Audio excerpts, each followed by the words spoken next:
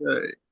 Well, hi everyone. Welcome to ApprenticeSIP. I'm Luther Jackson, one of the co-organizers, along with Anita Gay and Orion Willis. Um, our guest today is Elyse Ashburn, who is the co-founder, along with Paul Fain, of the WorkShift site, and they also do a great newsletter, a weekly newsletter called The Job. And at this point, I'll do my little sales pitch here. We all say we're interested in innovation and what's new in workforce and apprenticeship. Well, if you're interested in that, these are must-read sites for workforce and training innovation. I think they do a great job. And Elise really liked the piece that you and Paul did a couple of weeks ago about the Indiana effort in Indiana to the CEMET's iLab effort to really try to mimic the Swiss apprenticeship model. I thought that was fabulous. So again, make sure, and I think, yes, I put the URLs for both in the chat. So you want that. So today, Lisa is going to share what she's learning about so-called new collar apprenticeships, and those are the ones that are providing a broad range of high-skilled careers that access to these careers that don't necessarily require a four-year degree.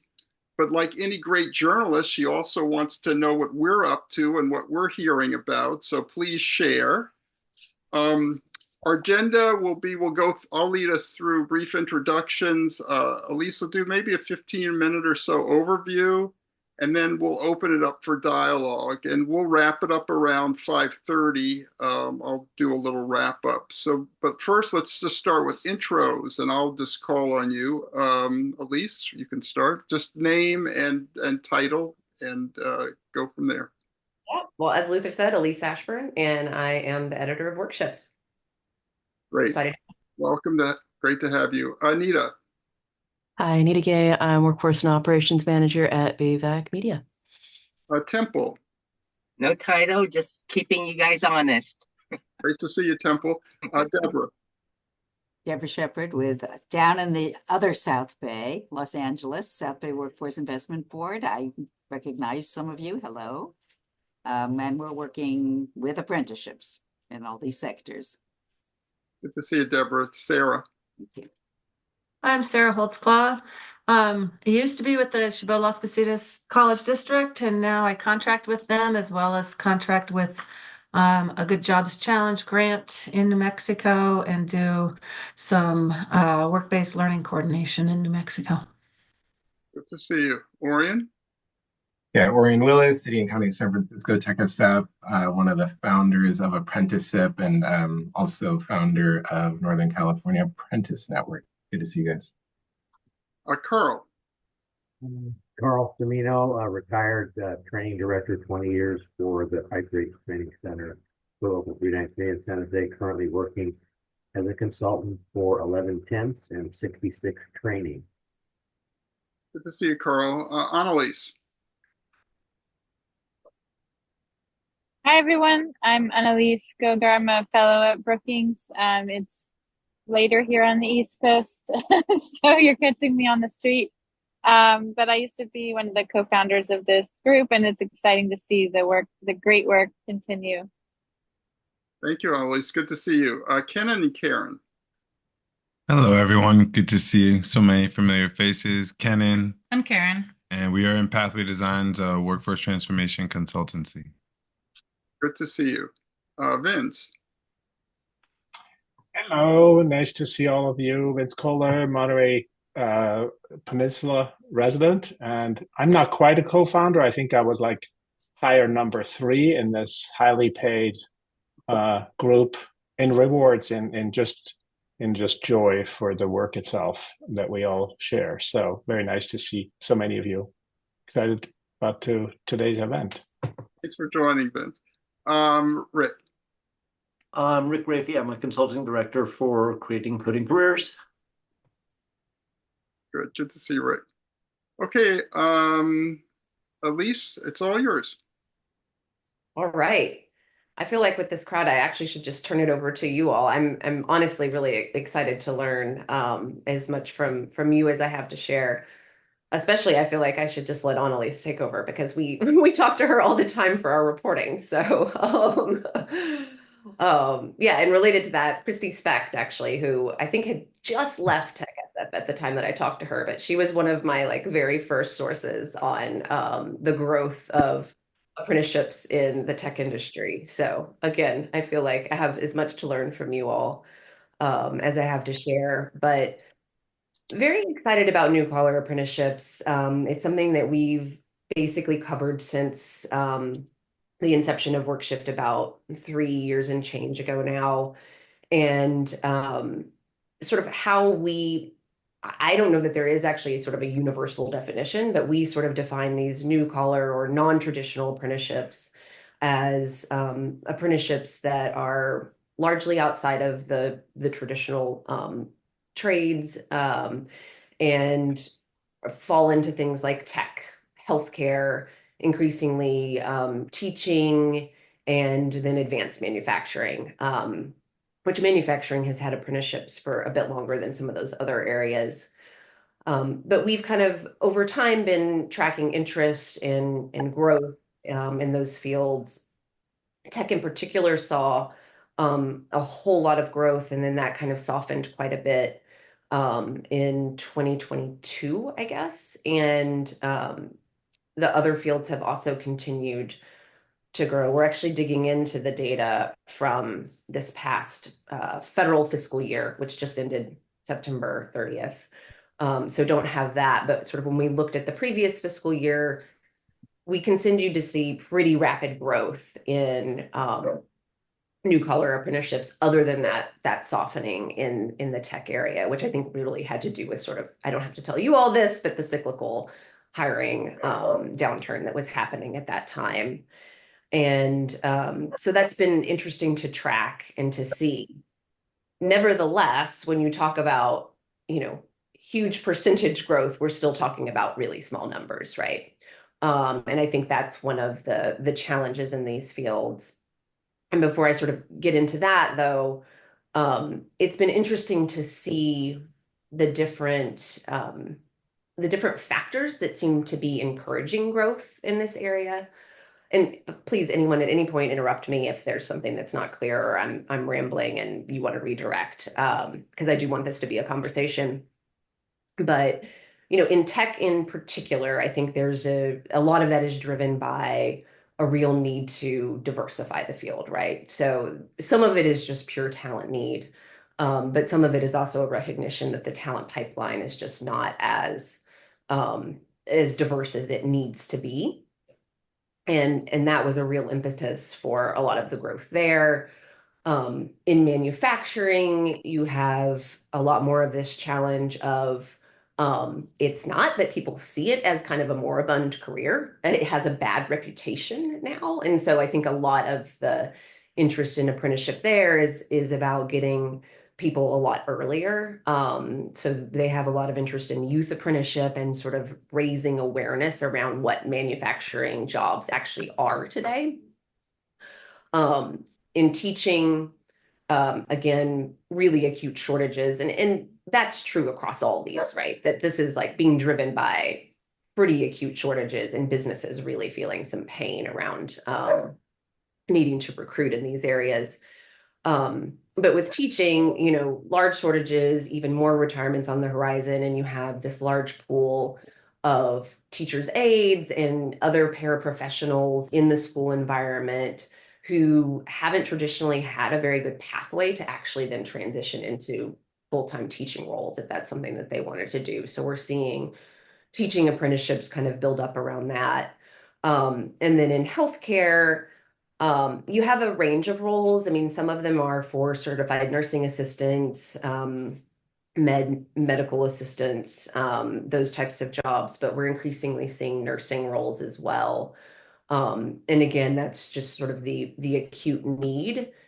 And I think there's increasing recognition that there's a lot of things to the pipeline constraint, one being faculty, but that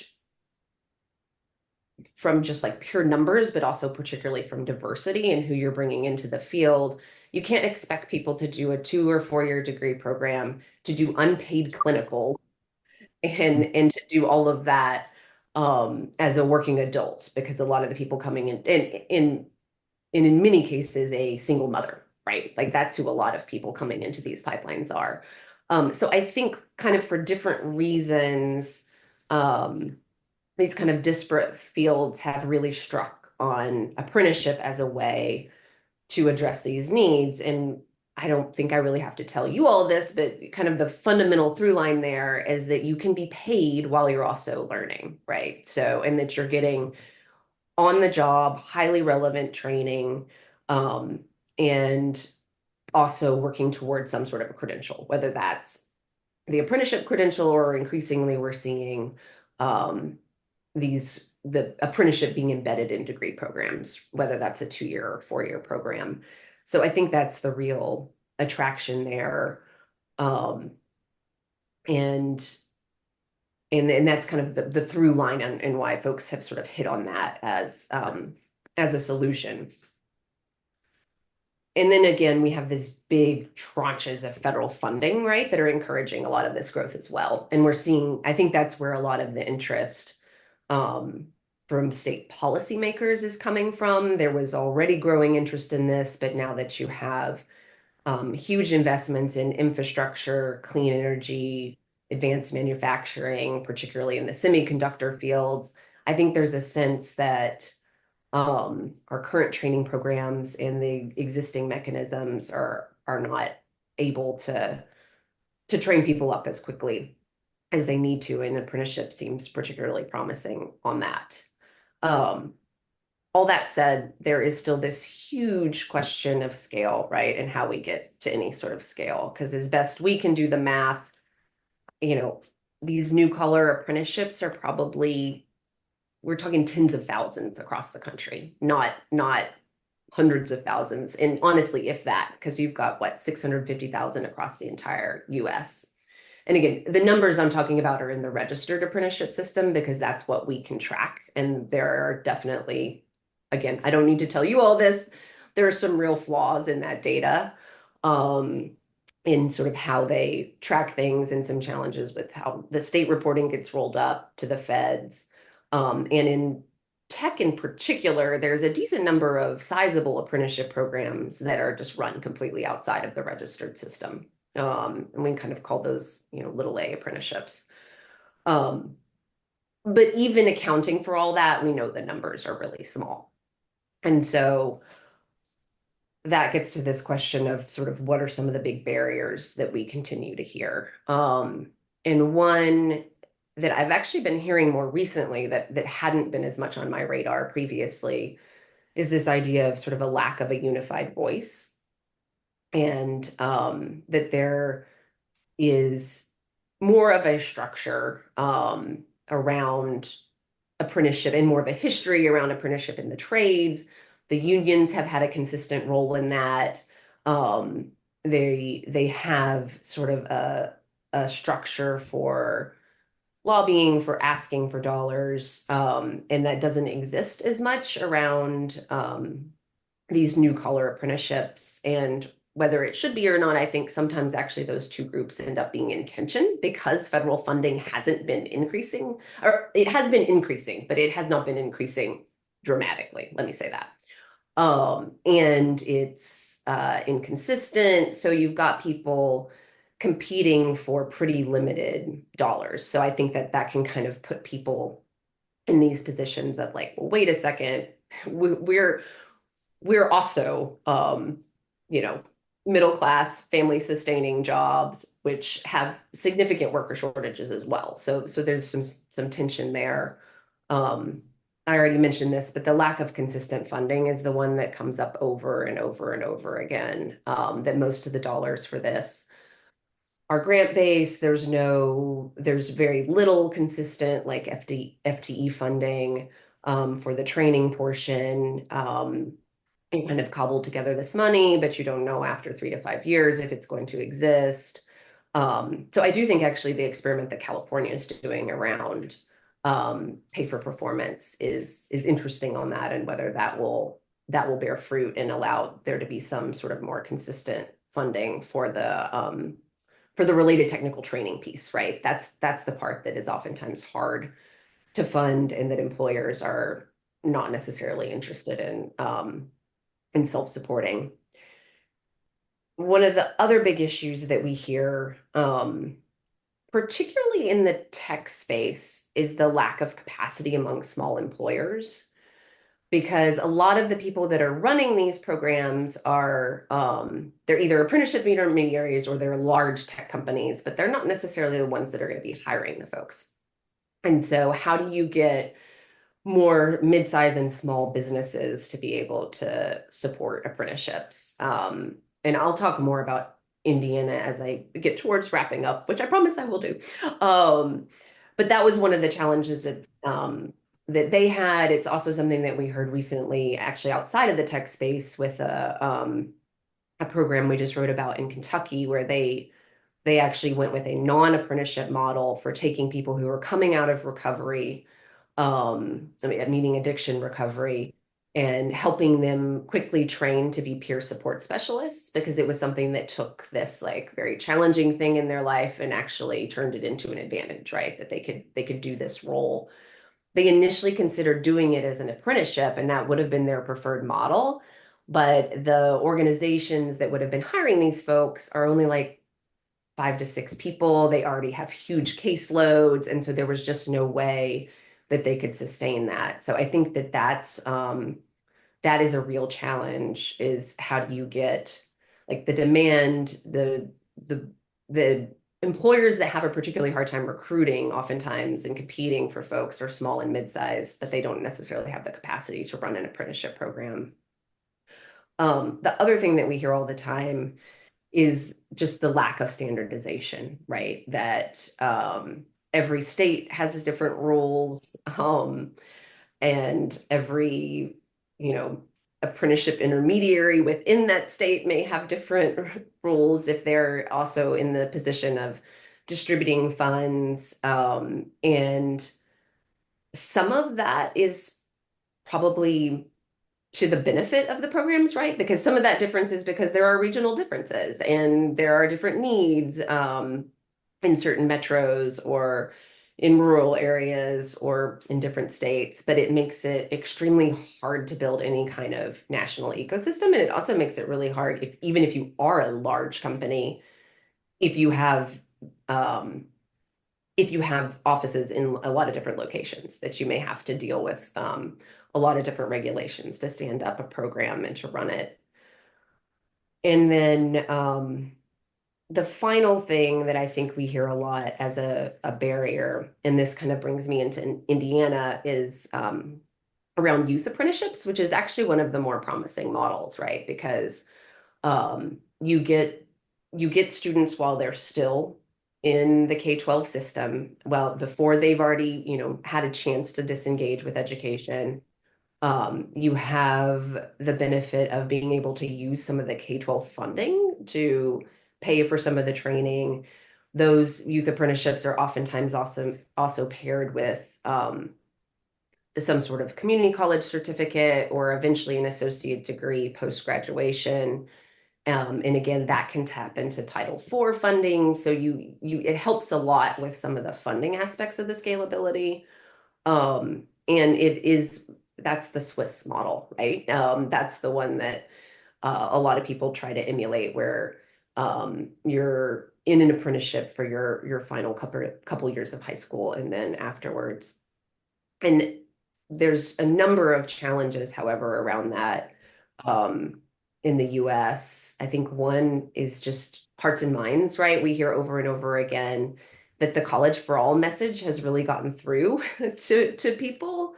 And parents in particular are nervous about a pathway that doesn't look like that, or doesn't look like that at first blush.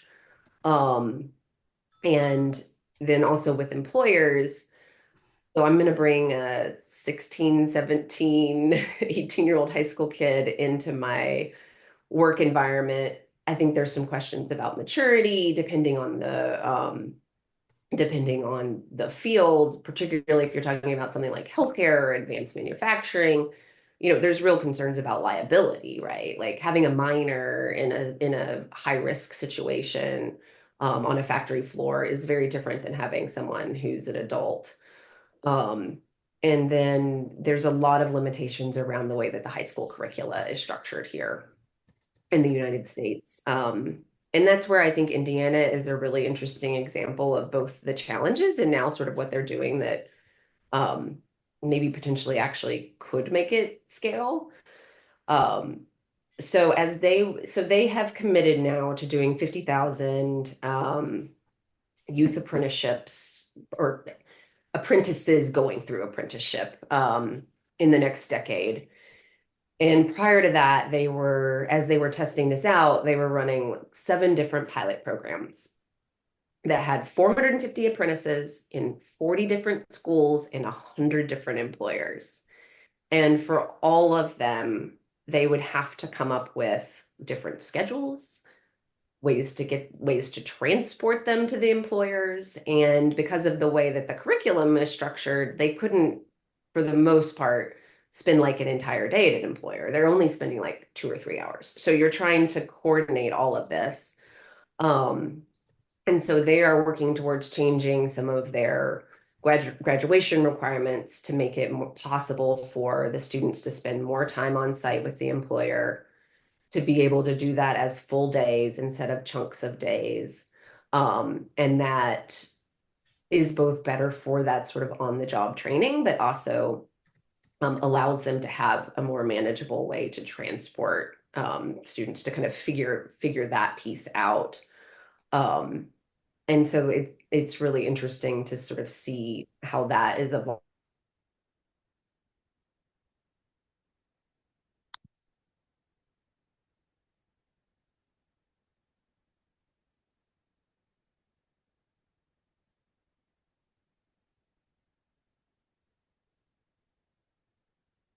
I think we're starting to see more employers, educators, and policymakers, at least in pockets, really talking together about what are some of the other things in the broader system that would need to change in order to make this possible. Yeah, I will stop there. And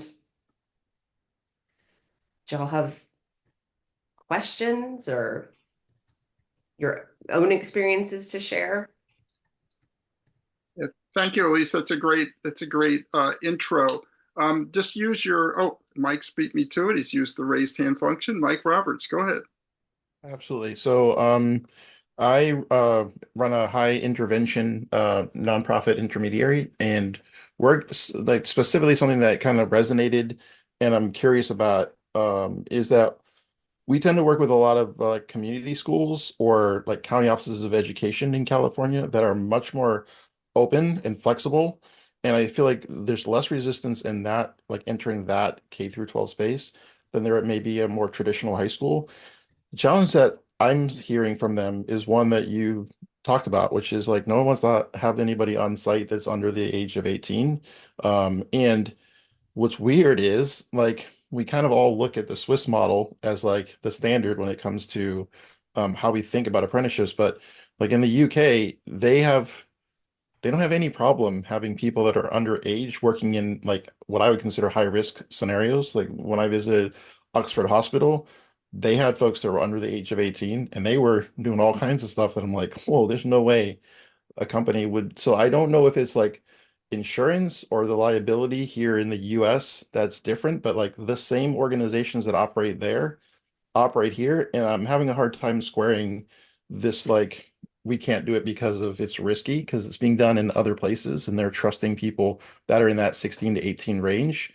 I'm kind of curious if there's any momentum or movement around sort of like some of the other things that levers that we have, like you can, if you're hiring someone that has like a justice involved or justice impacted individual, you can get insurance, right, from the state or the federal government that will kind of cover some liability there. So I'm just kind of like curious, are those kinds of conversations taking place? Because I'm not buying as much of like the parents not interested in this, because I feel like a lot of parents are now saying, hey, we would be open to a CTE pathway. I'm not buying that, this can't be done in schools because I know a lot of CTE programs that again are really like, so I feel like it's really still the big elephant in the room is always employers. And if we can fix employers, the rest of the funding will sort of like take care of itself. but that seems like it's the biggest issue. So I'm kind of curious your thoughts on the things that I mentioned. Yeah, I mean, I am not a lawyer and I don't actually know how the regulations differ. I would imagine that they are quite different here and that we are a much more litigious society than or at least more afraid of litigation than others. I know this is not necessarily in the youth apprenticeship sector, but part of one of the challenges that Multiverse ran into in the United States in trying to translate their model was around the differences in hiring and the EEOC regulations here, and that you can't actually target specific groups of workers for recruiting. And it is legal to do so in the UK. I would imagine there's probably something analogous that happens in the youth apprenticeship space as well.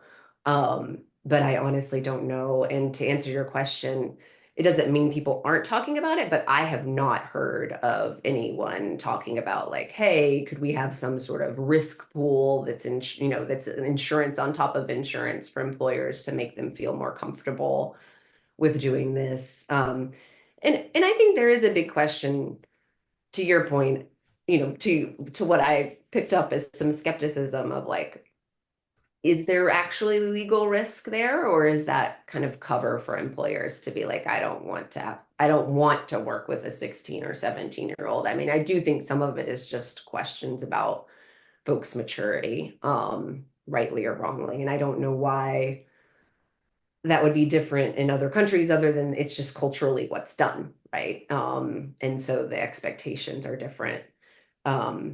But yeah, I think you're 100% correct that the employer demand piece is where all of this really kind of has to be driven from in order to get traction.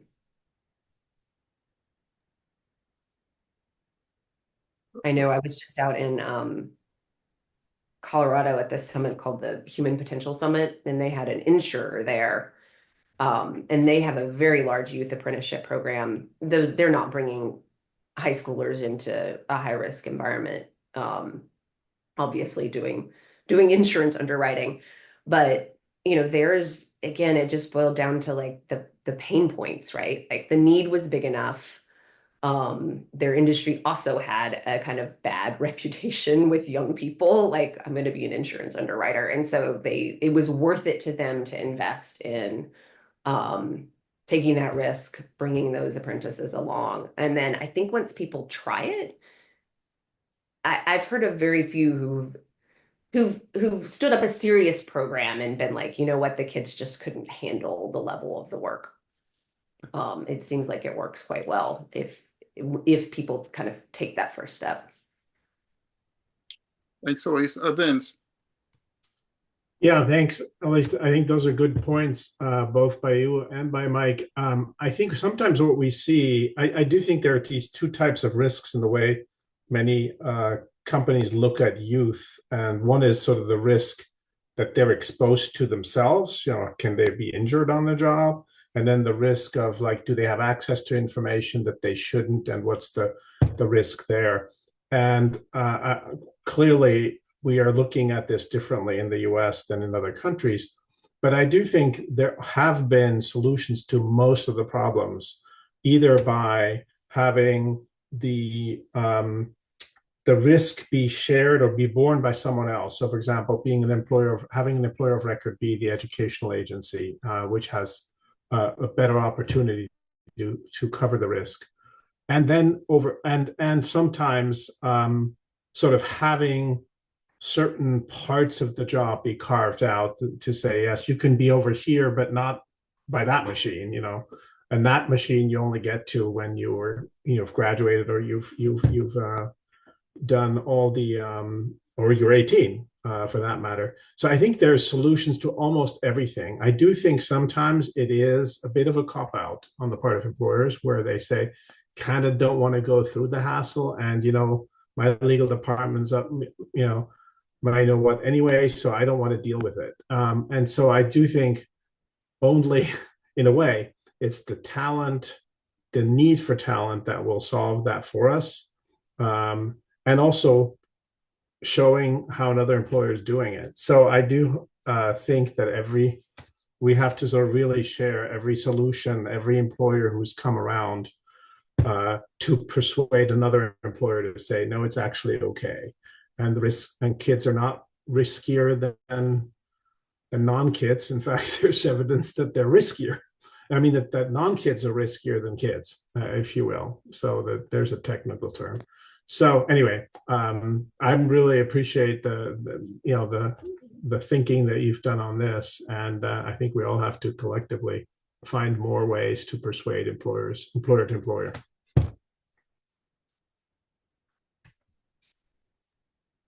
The only other thing I was going to kind of add to, and it just kind of came to me, was that one of our clients, one of our bigger clients, ServiceNow, we tend to like try and focus. So we do mostly IT and software engineering in particular, cloud, data engineering, AI, cybersecurity type roles.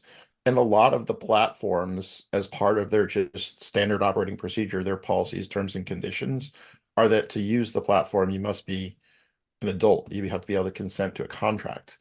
And so again, I think we can solve for a lot of the other pieces. Like we don't have to worry about transporting the students because everything is accessible via computer for most of these roles. Really comes down to, do we need to have some kind of a change or modification that allows companies to be able to um, not be encumbered by the whole like a minor can't be in a contract, right?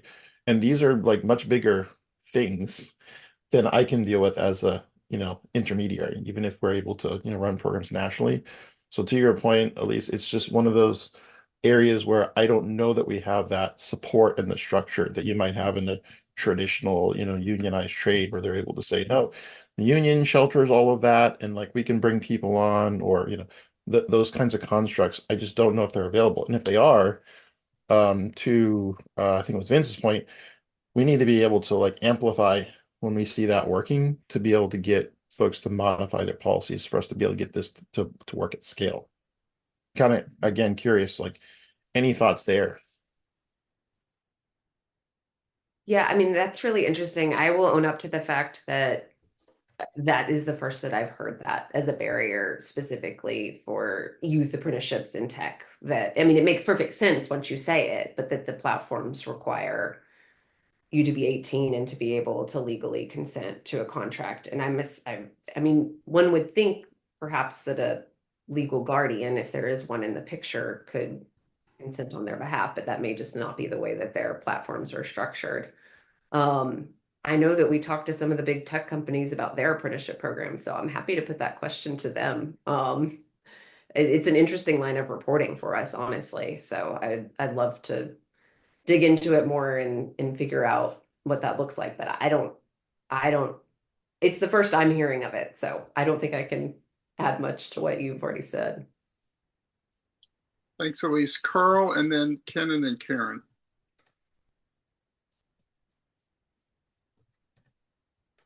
Carl, you're on mute. Always forget that.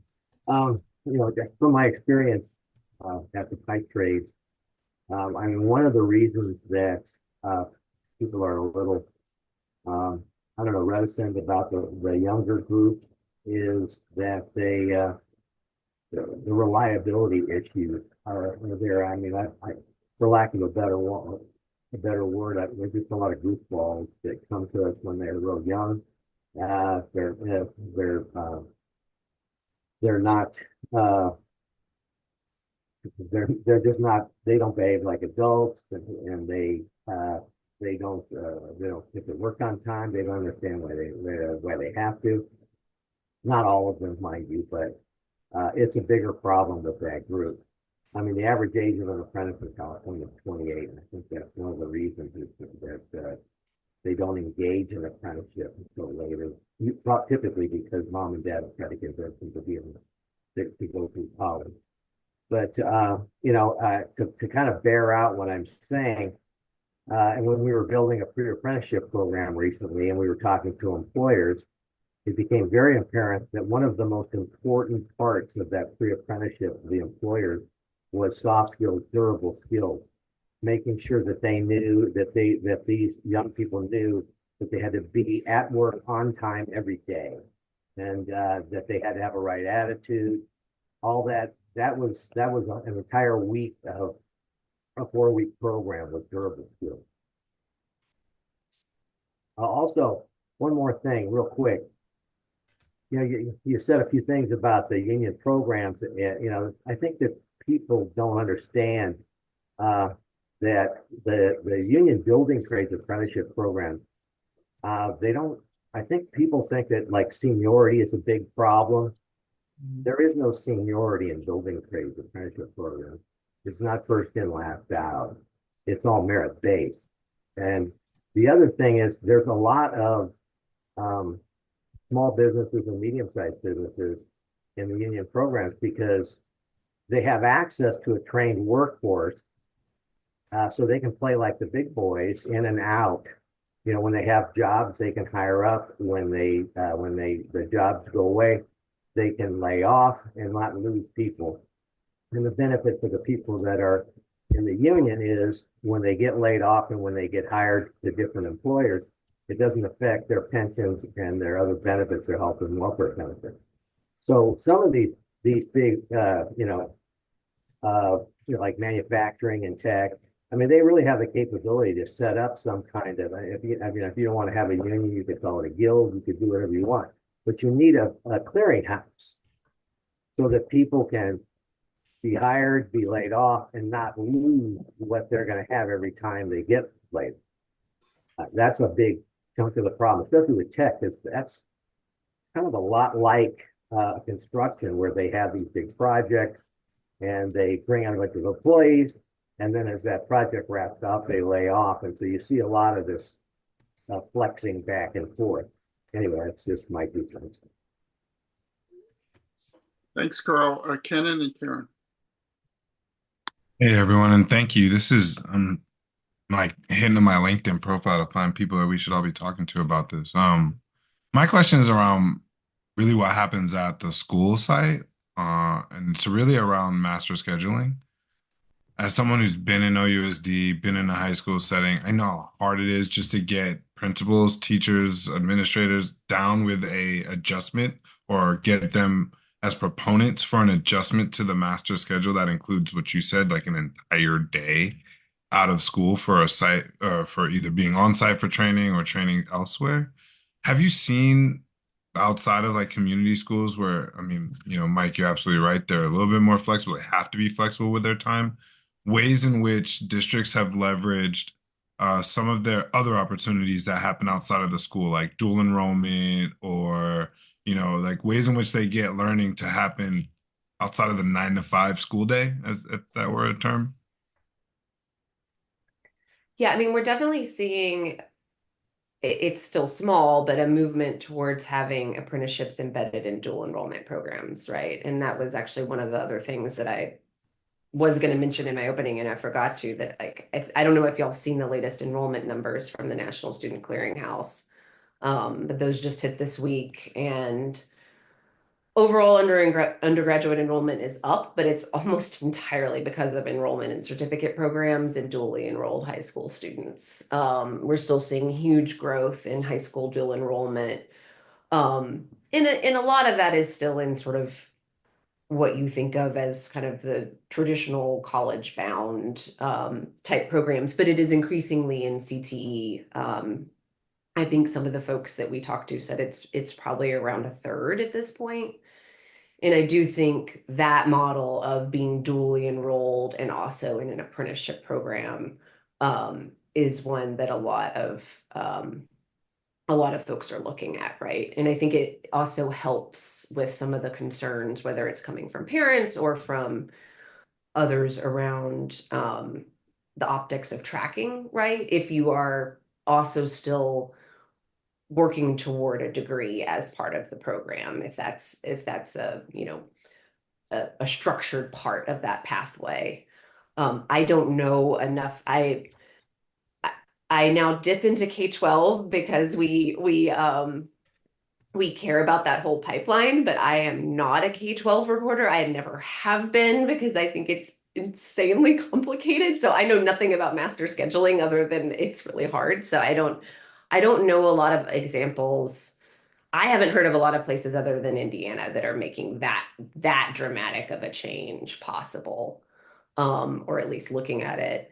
Um, but yes, I think dual enrollment is an area that a lot of states are, Colorado, for example, that they're looking at that as a way to kind of tap into this to new collar apprenticeships and youth apprenticeships. That makes a ton of sense because thank you. I'm thinking about how throughout California we have these pathways. These pathways are carved out primarily for folks to get to college-based programs in those sectors that they're aligned with, and especially in ICT, it's very heavily focused on gathering AP credentials. So you're more than A to G ready. You're actually ready to go directly into a four-year program, but that is not the reality for all of our students here in Oakland, especially that they're going to go to a four-year right away. And I think understanding a longer run trajectory that includes instead of taking those 2 to 3 APs your junior and senior year, you're taking more of the dual enrollment classes that are getting you closer to a certification, which allows you time, that longer roadway to like work while figuring out, work while earning your degree, because those survival jobs are the ones that just keep attracting and taking kids away from any path that they may be really steadfast on. You know, your life's responsibilities have a way of making you wander. So I like this idea of maybe thinking of dual enrollment as an alternative pathway to on the job training experience and certification that has, you know, many open channels. Thank you. Okay, to answer your question, Kenan, I'm here in San Francisco, and this is a long time ago. They used to have a program called a Summer Youth Apprenticeship Program here in San Francisco. And what it is it's not during the school year. It's only after the regular semester ends in the school district. So students can apply to that program and they get chosen. Okay, and I was actually a participant in it when I was a kid. I started when I was in ninth grade, and I wouldn't dare tell people how old I was, and because they would treat me differently if they actually knew how old I was. Okay, so but I participated in that program, and the thing about funding is that there's already funding for those summertime programs. It takes someone creative to be part of that program, to not call it an apprentice and just let the student do whatever they need done. Okay, I started out signing up as a tutor. It turned out that I turned out to be the teacher.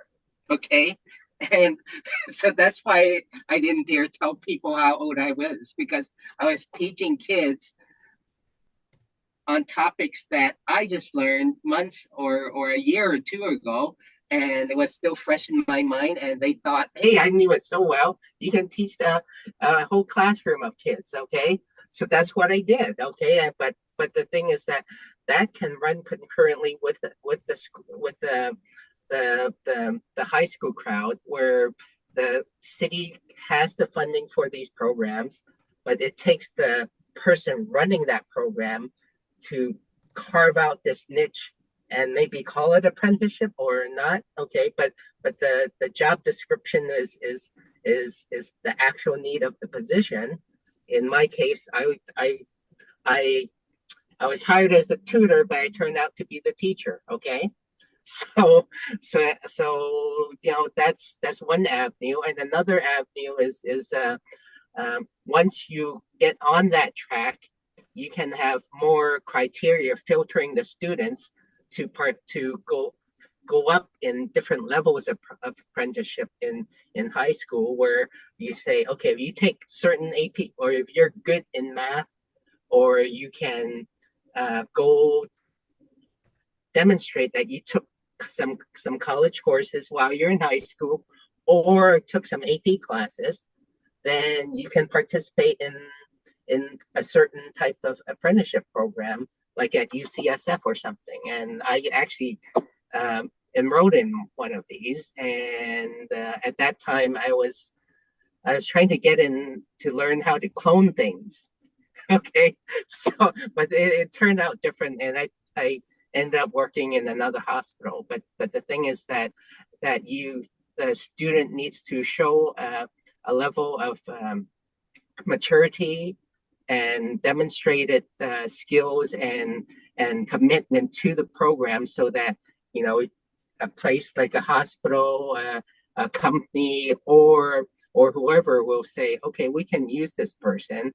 And the thing I can say about these programs is it's very successful. Okay, if you go through them and you go through the path, you can actually get in that course. Because I remember working in a research hospital where I was working with radioactive elements. Okay, I'm not kidding you. Okay, and they trusted me to do so. And I didn't learn that in high school. So they said, here's some papers, read them, learn it, and this is what you're gonna do, and this is what our lab does. Okay, so it actually works. Okay, but then you have to build up that level of planning to account for this. Okay, and when it works, because when I was part of that program, I was actually hired by that lab. Okay, but then the thing is that this isn't my thing. Okay, I actually just did it for money. Okay, but the thing was that they actually offered me a position afterwards. Okay, and it does work. It actually does work. So there's some idea for you to capitalize on. Okay, it's worked in the past and it'll work in the future. That's why I think. Thank you, Temple. I have a question for you, Elyse. I mean, so the CEMET's iLab initiative is really fascinating for me, and um, it certainly has the potential to address a lot of these issues. But I'm wondering if Indiana is kind of unique. I think there's a secret sauce there that um, you've got these long-standing personal and institutional relationships. You've got so much happening in one city, right? You've got the Indianapolis, you've got the government there, you've got university, philanthropy, employers, etc. My question is how, first of all, they're just getting started, but it looks like a great opportunity. But how replicable is that? Because they know each other, right? They have a whole crowd that know each other, and they can kind of try to figure some of these issues out. But then trying to transfer that elsewhere, it seemed to be tricky. What's your thought about that?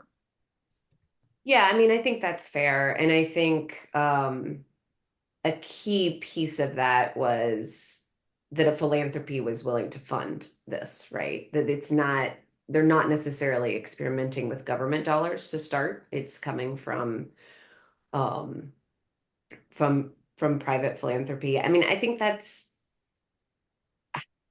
the question we wrestle with in so many of the things that we write about, right? Is like, is it particular to this one location? That's something that we hear about a lot, not just in apprenticeship, but in general in a lot of the workforce models that people stand up in the New York area and they're hugely successful, but they just don't translate outside of New York City because of the density of the employers, the transit system, and the in and out flows of workers. So yeah, I mean, I think that trust piece and everybody knowing, like, those relationships that were built over time and folks knowing each other really well, certainly is a factor. But it's not a tiny place. So I do think, yes, translating to a California, that's a whole different ball of wax, but it's a decent sized state. I think it will be interesting to see how it plays out. If they were just doing it in Indianapolis, it might not be as much of a model for other places, but yeah, I'm hopeful. It at least shows it can be done within the sort of larger United States framework if they're able to do it, which is a big if. Thank you. Well, I'm sure you'll continue to track that and will let us know how they do. So that's great. Deborah. Yeah, just real quickly. Number one, I have to support the employers that we talk to, and there are many. You sometimes wonder if it's fruitless. But soft skills is huge in every industry. And what you were talking about, a couple of you were talking about, is so true. And we've had some sadly negative experiences, particularly in the manufacturing area, where, we thought we had the right people going in and they couldn't get there on time. They couldn't show up. They didn't have the persistence. They couldn't handle the heat or the cold or whatever. I mean, really kind of interesting situations. The things we were concerned about that we could support, like transportation needs, childcare, that wasn't an issue. It didn't seem to be an issue that we thought would be. But the other thing we're finding with employers that I don't think we mentioned is this kind of reticence that this is government, that it's government interference with my company. And even though we do everything we can to say, if you're doing an apprenticeship with us as sponsor or whoever your sponsor is, they take care of the government. Your contracts are with us. Everything's with us. But there is that barrier, that wall. And California regulations and DAS in particular just amplify that wall.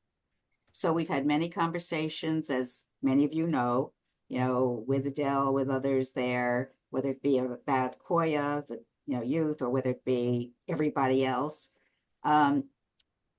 They haven't standardized to what is needed for this non-traditional employer economy. And the workforce boards and all of you know what's needed. And I don't think they walk the talk. And I think that's a big issue. And I don't know how others feel about it, but that's kind of the perception I've gotten over my 7 years, getting into this. Thank you, Deborah. Elyse, any last thoughts, any things for us to look at? Any way that we can help your great work in the future?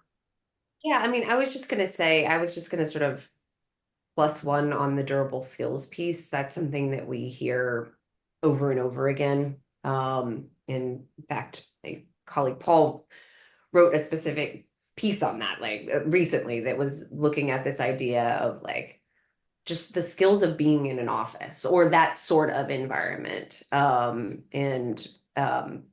Worrell at AEI was actually really thoughtful on this, and he's like, it's just the curriculum that we expect people to know. It's the curriculum that you get if you're raised in an upper middle class or solidly middle class household.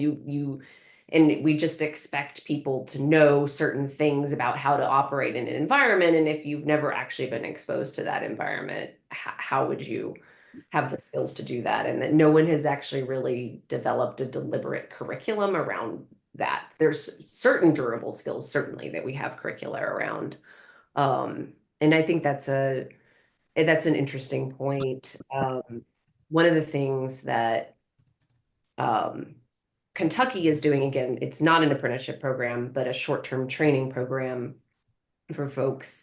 They're specifically zeroing in on the durable skill of interpersonal communication and empathy, and how do we help people have difficult conversations who, yes, they may also be coming out of recovery, which is an experience you can relate to, but they may otherwise have very different life experiences from what yours is. And they've had some early success with actually using some of the AI chatbots to have these people practice those skills, right? So that they're able to do it in a lower stakes environment and kind of take the temperature down and practice having those conversations. And the AI can take on different personas, and they're testing that out. And I think that there's, again, don't need to tell you all this. There's a lot of hype around AI, but I do think that the ability to practice skills and to get feedback on them is one area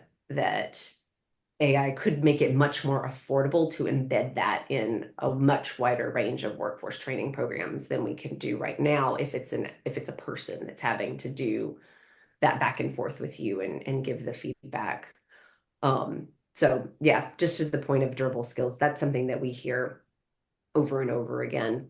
I don't know to what extent that is also just employers not wanting to do some sort of basic onboarding and training. We're always kind of trying to figure out where the truth is probably always somewhere in the middle, right? But yeah. But no, I think this has been a fantastic conversation, and please y'all be in touch. And I definitely have taken a couple things from this that I know we need to look at in more depth. This was kind of a side conversation, but we've heard the H-1B thing multiple times and just haven't done an in-depth story on that. But I think in tech in particular, that is a real challenge around anything that's skills-based or non-degree hiring. Because as y'all well know, companies are not willing to risk being able to bring in people on those H-1B visas. And I will also look into the under 18 issue in that space as well. And just an open invitation to please stay in touch and let us know interesting things that you're working on or questions that you all have that you think that we should be digging into.